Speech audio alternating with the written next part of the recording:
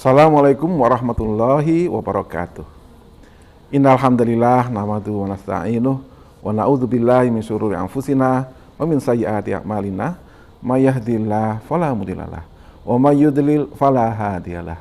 Asyhadu an la ilaha illallah wahdahu la syarikalah wa asyhadu anna Muhammadan abduhu wa rasuluh la nabiyya ba'dah. Allahumma sholli wa sallim wa barik ala Muhammadin wa ala alihi wa ashabihi wa man walah. Pada pagi hari ini insya Allah saya akan melanjutkan cerita tentang sang kakek. Kemarin saya ceritakan tentang cerita di mana kakek yang mempunyai azam, yang mempunyai keinginan yang kuat untuk melaksanakan apapun yang dia inginkan, apapun yang telah dia ikrarkan, apapun yang telah dia janjikan. Ini cerita pada zaman bahula, zaman dahulu kala, di saat masih di dunia kegelapan, zaman jahiliyah, ratusan bahkan ribuan tahun yang lalu. Seorang kakek dengan seorang anaknya masih muda. Dia tentunya belum disebut kakek, tetapi ya seorang ayah lah. Tapi karena usianya sudah lanjut, masyarakat memanggilnya kakek. Kakek ini di desanya dia terkenal sebagai orang yang dituakan. Di kota itu ada banyak desa, ada sekitar 11 atau 12, lebih dari 10. Kotanya tandus, terkenal gersang. Tidak ada air. Pasokan air disuplai dari kota-kota sekitarnya. Dia seorang pedagang. Suatu ketika dia pergi bersama anaknya, dibantu dengan anaknya, kadang-kadang bersama juga istrinya untuk membantu dia berjualan di pasar atau berdagang di kota. Setelah makan siang, dia biasa bersandar di balik gedung, dicari tempat yang teduh, kemudian istirahat sebentar di situ. Nah, pada suatu ketika dia tidur, dia bermimpi. Kali ini mimpinya sangat aneh. Tidak seperti biasanya. Dia mimpi sesuatu yang sangat menggetarkan. Sangat mengesankan sekali. Sangat mengerikan bahkan. Dalam mimpinya dia didatangi seseorang yang sangat berwibawa. Suaranya keras, menyuruh dia, "Hei, kakek, gali itu." Gali apa? Gali sumur. Sumur apa? Pokoknya gali aja. Gali sumur itu, engkau tidak akan kecewa. Kemudian dalam mimpinya dia melihat ada aliran darah. Darah yang sangat deras. Banyak sekali darah itu. Mengalir di tempat di mana tergenang. Di tempat dia berdiri. Sehingga darah itu sampai naik ke mata kakinya. Dia sangat heran. Dia berteriak, "Apa ini?" Dia terbangun. Kemudian anaknya berkata, "Ayah, tadi ayah mengigau. Ayah mimpi apa?" "Saya mimpi aneh, anak. Saya disuruh menggali sesuatu." "Menggali apa?" "Sumur." "Sumur apa?" "Pokoknya suruh ganti sumur. Katanya engkau tidak akan kecewa."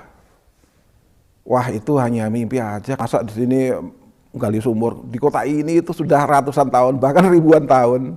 Orang gali sumur itu gak ada yang pernah berhasil. Gitu. Oh ya sudah. Maka dia biarkan mimpi itu berlalu.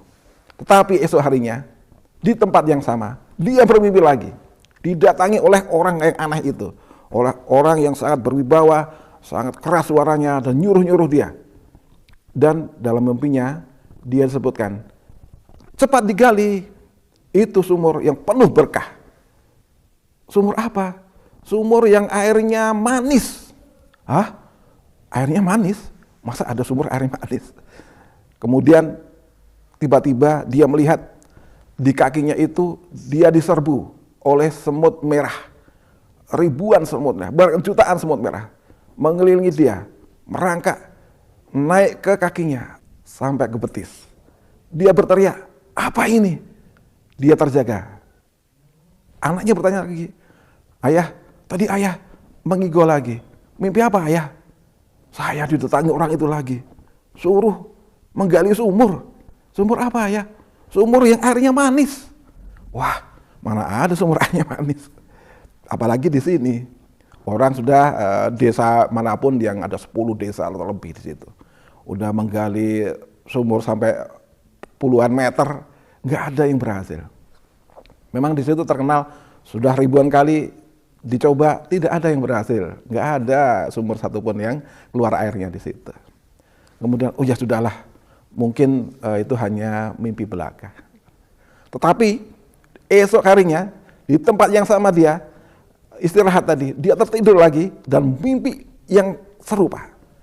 Kali ini semakin jelas, di mana dia disuruh menggali dan berkata, gali itu sumur. Sumur itu adalah warisan nenek moyangmu. Gali, itu adalah harta bendamu. Galilah dia. Di mana tempatnya? Di situ. Kemudian dia lihat di langit itu ada sekelompok burung gagak berkeliling-keliling. Biasanya burung gagak itu tanda sial, tanda kematian. Tiba-tiba burung gagak yang di atas itu pada turun semua, menukik ke arah dia, ke arah kakinya. Kemudian mengorek-orek tanah, kemudian mematuk kakinya. Dia teriak, apa ini? Kemudian dia terjaga kembali. Kemudian anaknya berkata, wahai ayah, lagi-lagi ayah bermimpi buruk ya? Iya nak, saya bermimpi buruk. Saya disuruh menggali. Gali apa? Gali sumur. Sumur siapa? Sumur ini nenek moyangku. Ada harta karun di situ. Itu sumur aku harus gali. Waduh, di mana tempatnya? Waduh, saya tidak tahu tempatnya di mana. Tetapi aku bermimpi, ada darah di sana. Ada semut di sana. Ada burung gagak. Di Indonesia burung gawak ya. Ada burung gagak. Waduh, di mana tempat itu ya? Baiklah, besok kita nggak usah bekerja. Mari kita keliling kota, ke desa-desa. Kita cari tempat itu. Maka dibawalah linggis, ya, skop, atau apalah peralatan untuk menggali sumur. Dia keliling dari desa, wah nggak mungkin sih, ini udah dilobangin, ini nggak ada keluar airnya. Di kota, oh tinggal di kota aja mungkin yang belum dilobangin. Kemudian dia lihat dari atas itu ada seekor burung gagak. Oh mungkin itu burungnya, ayo kita kejar. Dikejarlah burung itu. Tiba-tiba burung itu meluncur turun ke suatu lembah, di lembah paling dasar, di dasar lembah. Kemudian mengorek-orek tanah, kemudian memacuk-macuk, ayo kita deketin. Setelah didekatin malah terbang. Waduh, terbang lagi. Kemudian dia lihat, apa sih tadi yang dikorek-korek di tanah itu? Dia perhatikan, oh ini kok seperti darah yang sudah kering ya? Seperti ada darah di situ. Darahnya sudah kering. Kemudian tanpa disadari, kakinya sakit. Ternyata dia digigit oleh semut merah. Dia ternyata berdiri di atas rumah sarang semut merah. Waduh, akhirnya dia tancapkan linggisnya itu, di sinilah tempatnya. Ayo kita gali nak, di sini tempatnya. Begitulah, maka dia mulai menggali. Digali, ternyata susah di situ. Tanahnya keras. Ada pasir, ada tanah, ada batu, terutama batu. Saking kesalnya, dia tancapkan linggis itu dengan keras ke dasar sumur. Dubrak! Wah, suara apa itu kakek? Ayah, suara apa itu? Kayu. Oh ya? Kok ada kayu? Iya ada kayu. Lalu dia bongkar. Ternyata di situ ada peti. Ada peti sebesar tas koper. Gitu. Setelah dibuka atasnya, kayu bagian atasnya, terlihatlah di situ emas. Mata uang semua terbuat dari emas. Ada perhiasan, gelang, kalung, cincin, permata, berlian, benda-benda berharga, batu-batu berharga, semuanya ada di situ semua. Subhanallah. Semua baru tidak, wah ternyata kakek bohong ya. Katanya mau gali sumur, ternyata mau cari harta karun gitu. Ini adalah harta karun milik nenek moyangku. Begitu kata kakek. Nah, akhirnya mereka sadar, berarti ada harta karun di sini. Mari kita turun, mari kita bantu. Nah, akhirnya mereka bantu. 10 orang pemuda dari 10 desa yang ada di sekitar kota itu. Membantu. Yang tadinya diameter lubangnya hanya 1 meter, sekarang melebar jadi 5 meter. Yang dalamnya tadinya hanya 13 meter, sekarang sudah 30 meter. Begitulah mereka setiap hari membantu kakek itu. Mari kita cari harta karun. Kalau ada satu harta karun di sini, pasti di sekitar sini banyak harta karun. Mereka sama-sama cari harta karun.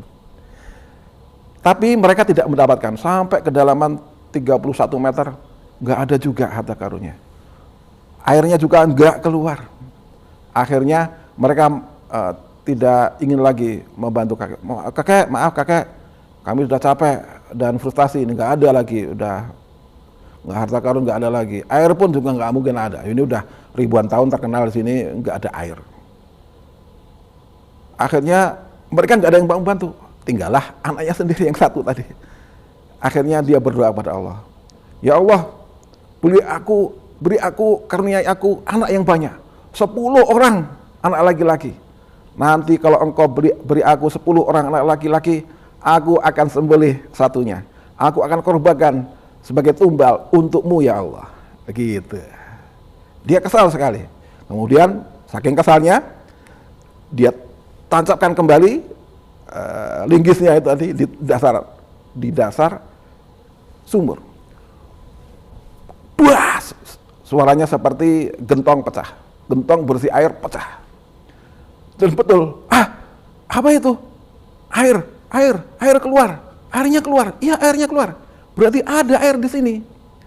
Air keluar dari dasar. Cepat sekali naik. Sampai dia naik dari mata kaki ke dengkul, ke pinggang, sampai ke dada. Air naik terus sampai kira-kira di kedalaman 12 atau 13 meter tadi. Akhirnya untungnya ada tali sehingga dia bisa naik, dan juga ada tangga yang dipakai untuk orang-orang tadi, volunteer tadi, untuk naik turun untuk membantu beliau. Naiklah sampai di atas. Nah, semua orang suka, semua orang senang, semua orang desa, semua orang yang dari kota. Wah, akhirnya kota ini punya sumur. Alhamdulillah, semuanya senang. Tetapi kesenangan mereka hanya sebentar sekali. Karena apa? Karena sang kakek berkata, ini adalah sumurku. Padahal para penduduk, para pemuka-pemuka mereka berkata, oh tidak, ini kan hasil bantuan dari anak-anak kami, milik kita bersamalah. Oh enggak, ini milik saya dan keluarga saya. Oh enggak, ini milik bersama. Nah, begitulah kisah sang kakek dan anaknya yang menggali sumur, mendapatkan harta warisan dari nenek moyangnya, katanya harta karun. Kemudian dia berhasil akhirnya mendapatkan airnya naik sampai tinggi dan bisa diminum oleh orang-orang sekitarnya. Tapi dia mengklaim siapapun nggak boleh mengambil air dari sumur ini tanpa izin. Dan saya, anak saya, istri saya yang mengambilkan, jadi nggak boleh dari selain keluarga saya. Begitu ceritanya. Akhirnya diprotes sama seluruh kepala kampung. Bagaimanakah solusinya? Nah, bagaimana kelanjutannya? Insya Allah saya ceritakan kembali di kesempatan yang akan datang. Minggu depan insya Allah. Billahi taufiq wal hidayah. Wassalamualaikum warahmatullahi wabarakatuh.